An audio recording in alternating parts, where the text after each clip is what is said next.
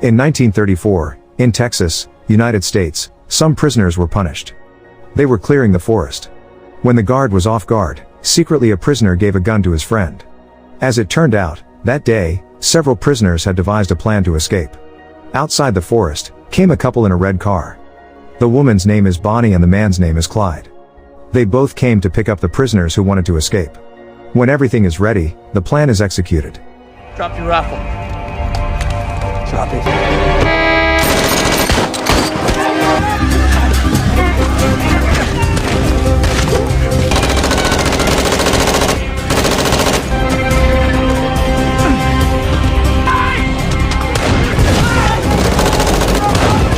A few days later, news of Bonnie and Clyde helping 3 prisoners to escape spreads throughout the city.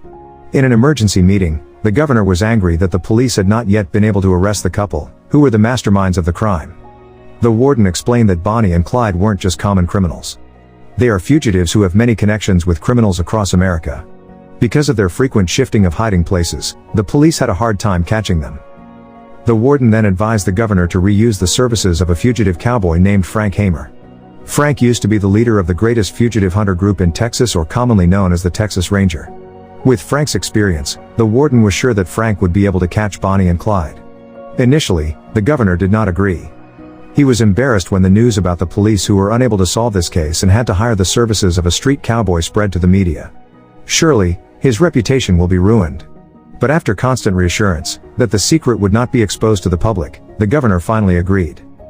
In the afternoon, the warden comes to Frank's house. He informs that the governor wants to hire Frank's services to hunt down Bonnie and Clyde.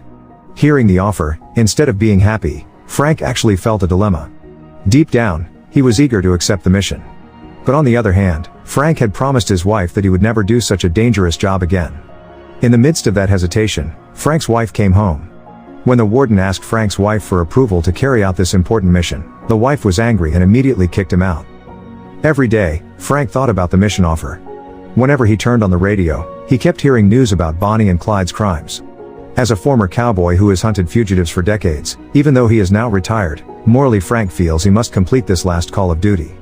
Then, he idly tried his shooting ability. Is it still the same as before? Seeing her husband depressed every day, Frank's wife is forced to allow Frank to take on the mission, as long as Frank promises to return home safely. Frank goes straight to the warden to ask for case files and other details about Bonnie and Clyde. After getting all the information needed, Frank rushed to start his mission. In the middle of the way, Frank thought of inviting his former comrade in arms, a fellow Texas cowboy. His friend's name is Manny. But when he arrived in front of Manny's house, Frank saw Manny, who was very close to his grandson. Frank thought Manny was now living a normal and happy life. Not wanting Manny to be dragged back into a dangerous world, Frank gave up his intentions and left. But Manny knew of Frank's arrival. Frank then bought some guns. When he came out of the shop, Manny was already waiting for him. Manny said that he saw Frank at his house earlier, and he was sure Frank would be there to offer him another job like he used to. But Manny was disappointed Frank left without saying a word. He then said that now, his life is a mess. He has a lot of debt and he is unemployed. Even now, at home, he only has to take care of his grandchildren. Manny hoped Frank would invite him to join doing a mission again, so he could feel a little useful for the rest of his life. He also informed that now, all the other Texas Cowboy members had died and only the 2 of them were left. Feeling that he had no other choice, Frank decided to invite Manny to join him. Then, the 2 ex-cowboys' final mission to capture Bonnie and Clyde begins. When a cow farmer is pumping milk, he is shocked to see Bonnie and Clyde kill a policeman.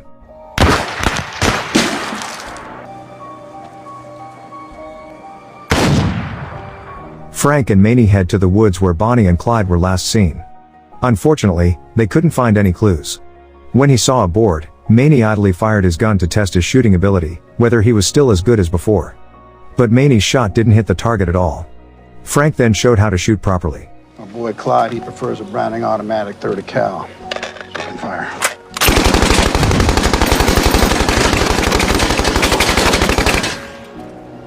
They both camped all night. In the morning, they get news of the police murders Bonnie and Clyde committed yesterday. Hearing the news, Frank rushed to the crime scene. When they arrived, the police had gathered to inspect the scene. Their presence was not accepted by the police, who looked down on street cowboys. But because Frank had a special letter of assignment, he was allowed to come check it out. Armed with decades of experience hunting down fugitives, Frank can analyze and find hidden evidence. This makes the police surprised to see Frank's findings. After receiving a clue to the city where Bonnie and Clyde went, Frank and Maney immediately headed to that place. On the way, they stopped to refuel. And when he was about to pay, Frank asked the gas seller, has he ever seen Bonnie and Clyde go down this street? The gas seller replied that he had never seen them. Surprisingly, the gasoline seller actually said that Bonnie and Clyde were heroes to poor people like him. During this time, Bonnie and Clyde avenged the poor people in America who really hate rich people and the bank. For them, banks are like loan sharks who make the poor even more suffocated by the interest on debt. The Bonnie and Clyde couple became a symbol of the resistance of the poor and became idols. They are like the Robin Hood of the poor. Hearing the confession, Frank immediately beat him while saying that the policemen Bonnie and Clyde killed yesterday were the breadwinners of the family. Now, the hero of the poor people has made the policeman's wife and children have to beg for food to survive, because the husband was killed. Hearing Frank's words, finally the gas seller said that Bonnie had passed this way yesterday. He also pointed out which way Bonnie and Clyde were going. On the way, Frank and Maney passed a slum.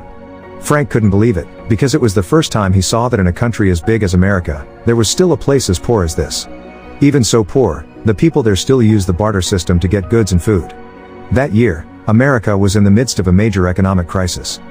Rich people only care about themselves without caring about other people whose lives are difficult and even starving. There, Frank thinks that it is only right that criminals like Bonnie and Clyde are venerated as heroes, because they both steal but the results are not only enjoyed by themselves, but also distributed to the poor people. They arrived at the town where Bonnie and Clyde were. At lunch, Maney wanted to go to the toilet. When Maney was in the toilet, suddenly the car of the couple Bonnie and Clyde passed.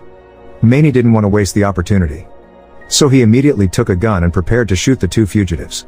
Unfortunately, all of a sudden, Bonnie and Clyde's fans came in droves. They asked for Bonnie and Clyde's autographs. Blocked by many people, Maney did not shoot. He immediately reported to Frank. And they soon chased Bonnie and Clyde, before losing track.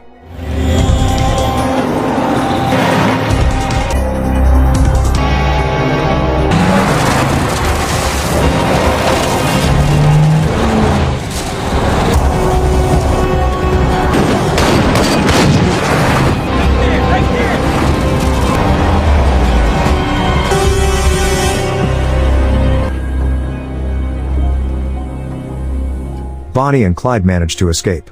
In the evening, Frank and Maney went to a bar. They got info that one of the three prisoners who had escaped was there. The prisoner's name was Wade. While Frank was interrogating him about Bonnie and Clyde's whereabouts, Maney again wanted to go to the toilet. Maney is approached by Bonnie and Clyde fans. They belittled Maney by saying that Maney was old and would not be able to catch their idol. At first, Maney could still be patient, but after a while he became emotional. Get yourself in that stall. Stay in there. While outside, Frank constantly forces Wade to reveal the whereabouts of the Bonnie and Clyde couple. For fear of being arrested and not wanting to go back to prison, Wade was forced to tell the truth. He said that tomorrow, Bonnie was going back to her mother's house. After successfully obtaining the information, Frank and Maney then left. The next day, they monitored Bonnie's mother's house. Not long after, a car came. The car driver then threw a bottle containing a secret code letter towards Bonnie's mother's house. When Frank wanted to take the bottle, a boy appeared and picked the bottle, then ran away. When he managed to get the bottle inside, there was a message that said "See you in a green field." Later that night, Frank and Maney planned to ask Wade what the contents of the message mean. But when they entered Wade's house, they were both shocked to see Wade had died horribly. They were sure this was all Bonnie and Clyde's doing because Wade was caught giving the information. Staring at Wade's body, Frank and Maney felt very guilty. If they hadn't met Wade at the bar then, he might still be alive by now. Even though Wade is an escaped prisoner, he still shouldn't have died. For Maney, Wade is still too young and still has a chance to change for the better. In the midst of their grief, Frank says that they must stop the Bonnie and Clyde couple as soon as possible before there are more victims. The next day, Frank calls the warden to report Wade's death. After reporting, Maney told Frank that he sensed a hint from yesterday's bottle order. When explored deeper, they both finally found the answer. Where will Bonnie and Clyde go next, which is the home of one of the three prisoners who once escaped? The prisoner's name is Ivy. Frank and Maney then went to the police station in Ivy's hometown. There, they show the governor's letter of intent and explain all the trap plans Frank has devised, and enlist the help of the cops to catch Bonnie and Clyde. They all went to meet Ivy's parents. There, Frank, Maney, and the police explain that their son, Ivy, is now a fugitive. After threatening to imprison Ivy with severe punishment, Frank then offers a deal. If Ivy's father wants to work together to catch Bonnie and Clyde, the police will clear Ivy's name from the wanted list. Hearing the offer, Ivy's father was willing to help, as long as the police ensured his son's safety. He doesn't want his son to have the same fate as Wade. He also told Frank that Bonnie and Clyde had planned to come over to his house tomorrow afternoon for a temporary stay. Hearing the information, Frank then explained the details of his entrapment plan. The next day, Frank, Maney, and the police were waiting at the scene. When Bonnie and Clyde passed, Ivy's father would be standing by his truck pretending like he needed help changing his punctured tire. Frank was sure that when they saw Ivy's father, Bonnie and Clyde would have stopped to help. To Frank, the way Bonnie and Clyde helped others from the loot was wrong. But basically, they are both good people. If they stopped, Frank, Maney, and the cops would immediately come out of hiding and surround the two dangerous criminals to death. They had been waiting for hours. And now, they are getting restless. The weather was very hot and the wind was blowing hard. The wait becomes very hard for them, because soon they will face two of the most dangerous criminals in the United States. After waiting so long, Bonnie and Clyde finally came. The police immediately surrounded them and shot them mercilessly. Need some help with that? Stick 'em up.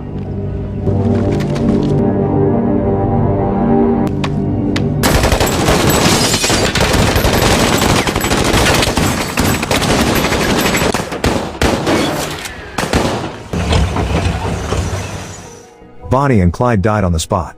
The police took the car and their bodies to the police station. Along the way, Bonnie and Clyde's fans cried hysterically to see their hero had died.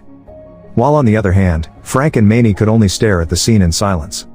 They don't know whether to be happy or sad. Not long after, a reporter came to interview them while offering a prize of $1,000 for one interview.